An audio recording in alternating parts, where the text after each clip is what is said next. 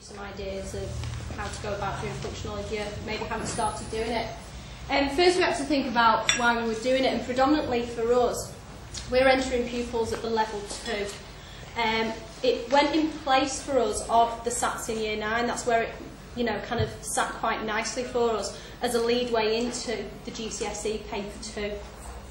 It was also good because it began to highlight some of the issues that were problems at GCSE, which were the accuracy issues on the writing paper, so it made us address those a little bit more.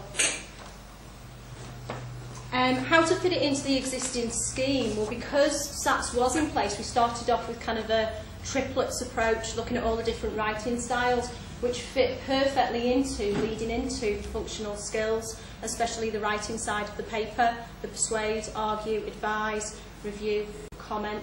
So that sat really nicely there. What we began to do was to think about how we could maybe adapt schemes that we already had, and how we could create new resources so that they became a lot more functional.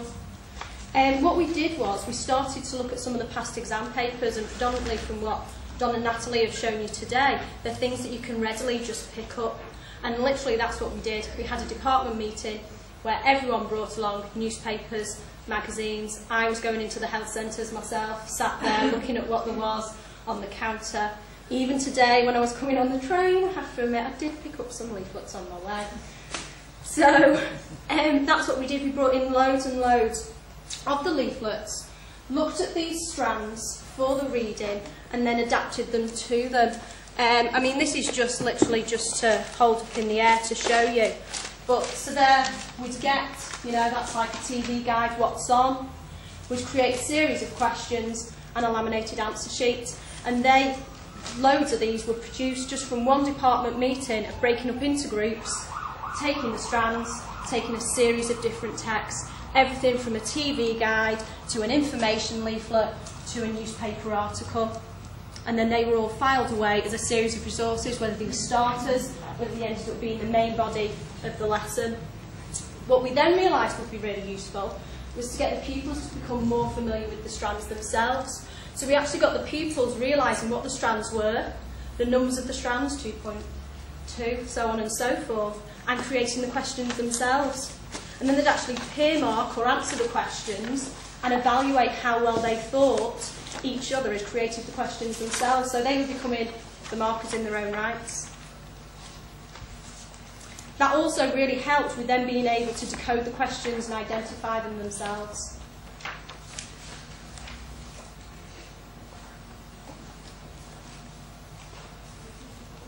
We then began to look at all the different text types that could come up when creating the resources, so that we could get pupils familiar with lots of different text types. Because what we realised was, although to us these are all around us, pupils were not familiar with it. A lot of pupils weren't, maybe not even reading a TV guide. A lot of them really struggled with any kind of instruction manual, anything like that. So we found that we needed to start adapting our text types to make sure that pupils became more functional.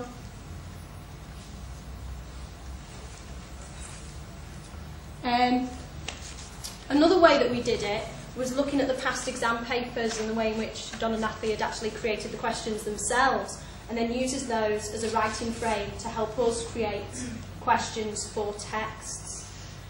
Now, as much as it's predominantly non-fiction text that we are dealing with, we couldn't get away from the fact that we enjoyed doing class readers. And we loved looking more at imaginative text. I mean, two that were really popular with us were Stormcatchers and Face. I don't know whether you're familiar with them. Stormcatchers, where a girl gets snatched and asks for ransom money, quite a gripping read. And then Face, an unfortunate incident with a boy where he gets into a car accident and unfortunately has severe facial burns.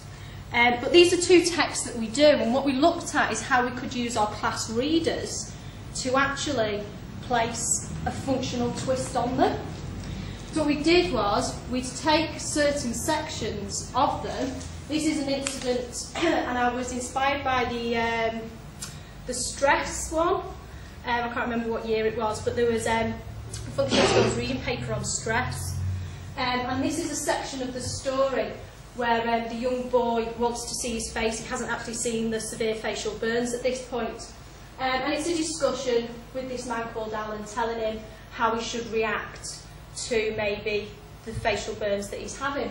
So the question was, based on the one that was in the stress leaflet, imagine you have a friend in a similar situation to Martin, so you've got the text there, who is suffering from severe facial disfiguration, using the ideas mentioned on the pages, so we didn't even have to type it out or photocopy it, we were already reading the book.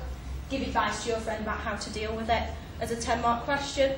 So they had to select the relevant information, as they've been doing in the exam, and then just put it into a series of sentences, and it would be literally a tick, a mark.